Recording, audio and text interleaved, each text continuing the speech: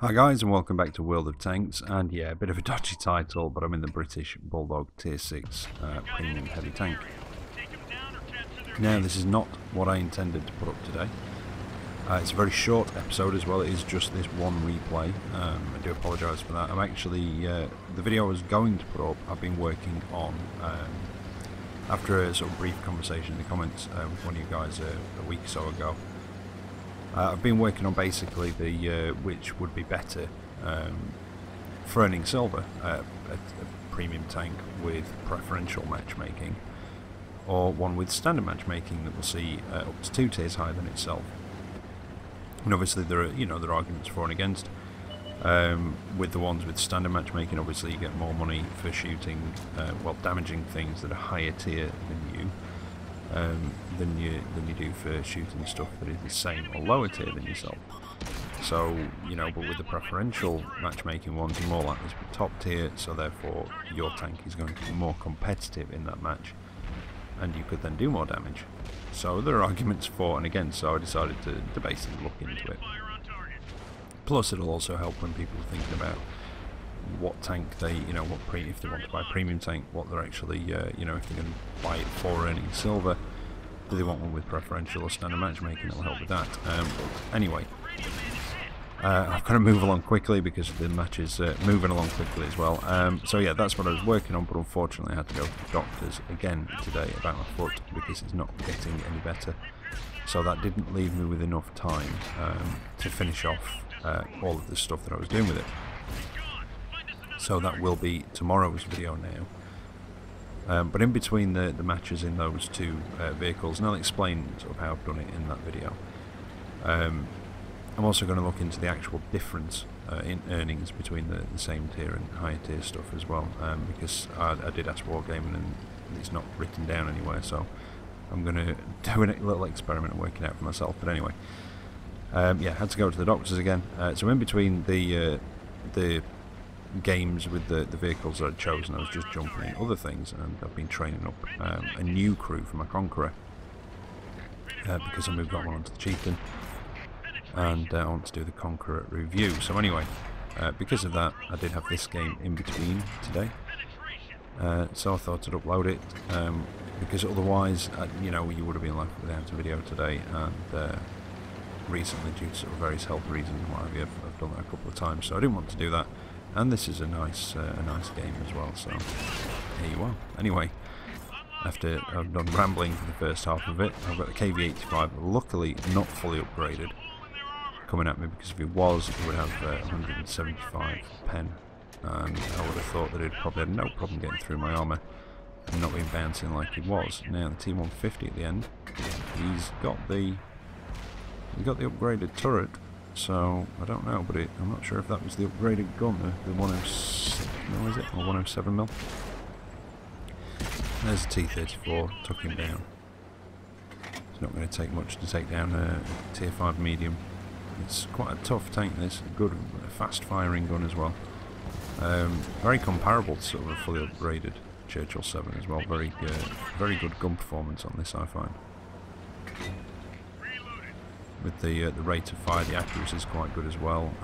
But yeah, it's quite a nice tier 6 heavy in those respects. Managed to take down the T-150. That light tank's gone down that way, and there's a KV-2 down there somewhere. Oh, there he is. Now the KV-2's knocked out my gunner again. Managed to take out the light tank. And that KV-2's now got about 24-second reload, unless he's got equipment. I've got maybe 20 seconds. I'm not in the fastest machine, but if I can keep all this wreckage in between me and that end of the road, I should be alright. Now, I've got to be careful. He's not come across the road, I don't think, so I probably would have seen him.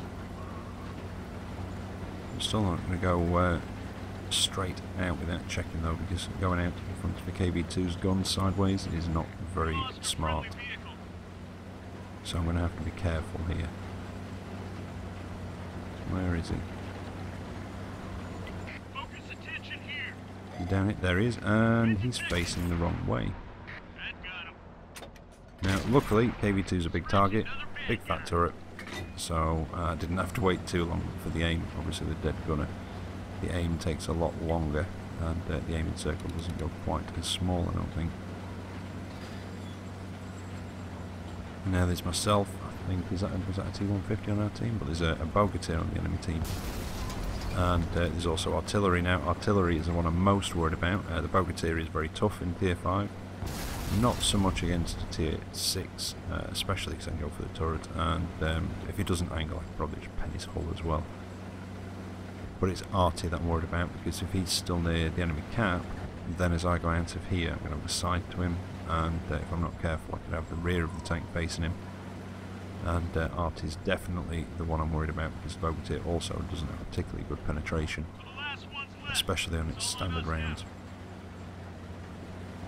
But while I'm going out of here, the video that's going up tomorrow, anyway, like I say, I'm just looking into that difference in the matchmaking. But where's that Bogatyr gone now? He's got to be around somewhere. He's probably going for the cap. There he is. And he got one through the turret, but he's tracked me. I don't really want him behind me. Very tough from the front, not so much from the back. And need to get turned around, but thankfully that lower penetration, although he did pen then, so I'm going to have to be careful, get the angle right, and that should stop him penning. There we go. Although he has tracked me again. Through the front of the hull, one more should do it, and of course it bounces. And instead of just going for the turret, well, obviously the first one bounced, the second one will go through. So there you go, finally put one into the turret. Now it's just Artie that's left, and he's just popped up near the small village at the crossroads, or the T-junction, whatever you want to call it. But I'm on low health. And he doesn't necessarily have the pen to kill me. I'm going to risk the shot, and luckily it went in. It did go low, but it hit him and tracked him. And one more should do it, and there we go. And that's the match. And that's the first time I've been in the Bulldog for quite a while, actually. But like I say, I was sort of training up a newer crew, or well, not a new crew, an alternative crew for my Conqueror.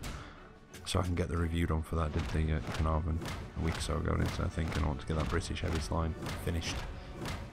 But yeah, very, very happy with that result. I just had a ×6 crew XP on there. Nothing to do with normal XP, just a crew XP to do the crew up. That was just the daily double from no XP ops or anything at all. So yeah, really happy with that result. Just under 3,500 damage done.